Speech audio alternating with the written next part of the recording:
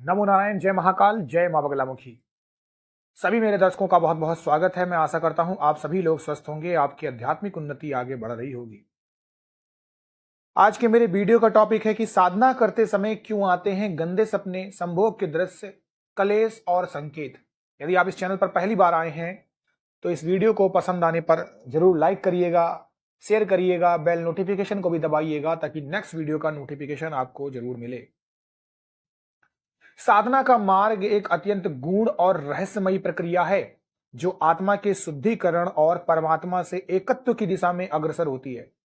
परंतु जब कोई साधक इस मार्ग पर बढ़ता है तो उसे अनेक मानसिक, शारीरिक और आध्यात्मिक बाधाओं का सामना करना पड़ता है। इनमें से एक जो प्रमुख बाधा है वो है अशुद्ध विचारों, गंदे सपनों, संभोग के दृश्यों, कलेश और विचित्र संकेतों का अनुभव। यह स्थिति प्रारंभिक साधना काल में सामान्य है, परंतु इसका कारण जानना, उसका विश्लेषण करना और समाधान खोजना अति आवश्यक है। जब साधक साधना प्रारंभ करता है तो वह आत्मा की गहराइयों में छिपे पुराने संस्कारों, वासनाओं और कुसंस्कारों को धीरे धीरे बाहर निकालना शुरू करता है। गंदे सपने और संभोग के दृश्य इस बात का संकेत हैं कि भीतर दबी हुई काम वासना अब बाहर निकल रही है। साधना के दौरान जब चेतना सूक्ष्म होती है तब अवचेतन मन यानी सब कॉन्शियस माइंड जो होता है उसमें दबी हुई जो कामनाएं होती हैं वो स्वप्न के माध्यम से यानी सपनों के माध्यम से बाहर आती हैं। यह कोई पाप नहीं है बल्कि एक शुद्धिकरण की प्रक्रिया है। इसे समझकर डरने या घबराने की आवश्यकता नहीं है।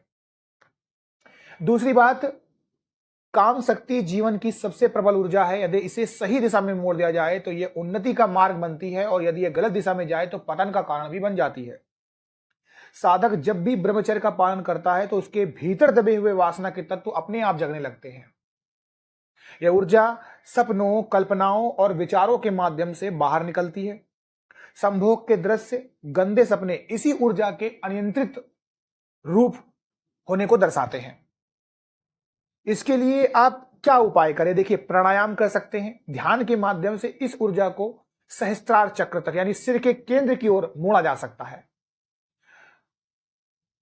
ब्रह्मचर्य यानी ब्रह्मचर्य और संयम का पालन करते हुए सकारात्मक विचारों का अभ्यास करना आवश्यक होता है।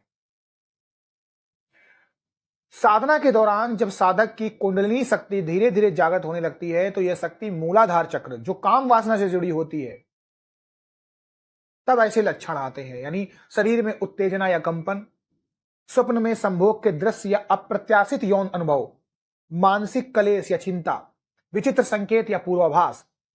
यह सभी लक्षण इस बात का संकेत हैं कि साधक की चेतना गहरी हो रही है और वह सूक्ष्म स्तरों पर प्रवेश कर रहा है। इनका तात्पर्य यह बिल्कुल भी नहीं है कि साधक गलत कर रहा है, बल्कि यह उसके विकास के क्रमिक चरण है। अगली बात आती है, साधना एक प्रकार की भ्रांति इन अंधेरे कोनों में प्रवेश करती है और वहां छुपे हुए संस्कार बाहर आने लगते हैं। ये संस्कार कभी कभी गंदे सपनों, हिंसा, कलेश, यौन कल्पनाओं या दुखद संकेतों के रूप में प्रकट होते हैं। अगर किसी पिछले जन्म में व्यक्ति का जीवन यौन कुंठाओं या कलेश से भरा था तो साधना के दौरान वह पुनः उन अनुभवों को सपने में देख सकता है। साधक जब साधना करता है तो वह सत्व गुण की ओर बढ़ता है, परंतु जो माया होती है, जो भ्रम होती है, उसे भ्रमित करने का प्रयत्न करती है। यह माया तमोगुण और रजोगुण के रूप में प्रकट होती है। जो तमोगुण होते हैं वो आलस्य, निद्रा, गंदे विचार, अश्लील स्वप्न के रूप में होते हैं और जो रजोगुण होते हैं वो काम, क्रोध, लोभ, ईर्ष्या के रूप में होते हैं।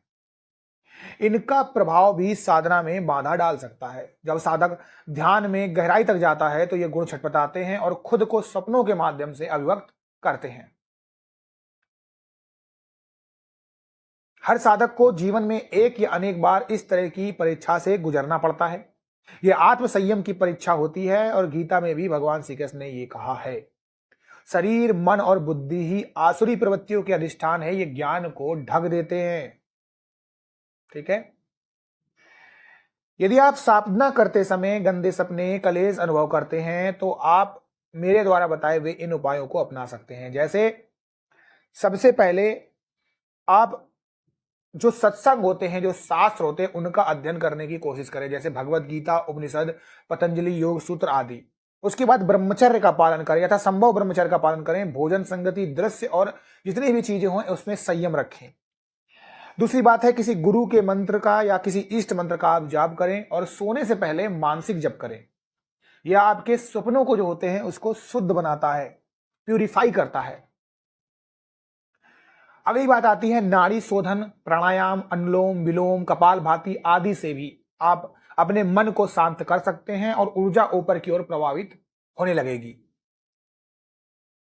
लास्ट है कि आप अपने मन में बार बार यह संकल्प करें कि मैं आत्मा हूं, शुद्ध हूं, बुद्ध हूं, निर्विकार हूं। यह संकल्प भीतर के संस्कारों को बदलने लगता है। इस आज के वीडियो से हमने ये जाना है कि साधना का मार्ग सरल नहीं होता है, यह अत्यंत प्रभावशाली है और मोक्ष की ओर ले जाने वाला है। इसमें गंदे सपने भी आएंगे, संभोग के दृश्य भी आएंगे, कलेश आएंगे और संकेत आएंगे। देखिए, जहां पर पॉजिटिव चीज है वहां निगेटिव है, और जब निगेटिव चीज आएगी तो वही आपको सिखाएगी कि असल में आपको लड़ना किससे है। और आपकी जो ये लड़ाई है, जो साधना में मेन साधना का वर्ड होता है, वो सबसे पहले अपने आप को ही साधना होता है। तो ये सब साधना की राह के जो है सामान्य पड़ाव हैं, इनसे डरने या शर्माने की कोई आवश्यकता नहीं है, बल्कि समझदारी से हम इनका सामना करें, यही एक सच्चे साधक की पहचान होती है। और जैसे जैसे साधक आगे बढ़ता जाता है तो ये जो विचार होते हैं, ये विकार होते हैं, ये स्वतः ही धीरे धीरे समाप्त होने लगते हैं और अंततः जो होता है आत्मा, वो पूर्ण प्रकाश और शांति में स्थित हो जाती है। तो एक बात आप याद रखिएगा कि जब तक अंदर का अंधकार बाहर नहीं आता है तब तक भीतर प्रकाश स्थापित नहीं होता है। इसलिए धैर्य रखें, श्रद्धा रखें। आशा करता हूं आपको मेरा ये आज का वीडियो पसंद आया होगा। नमो नारायण। जय महाकाल, जय मां बगलामुखी।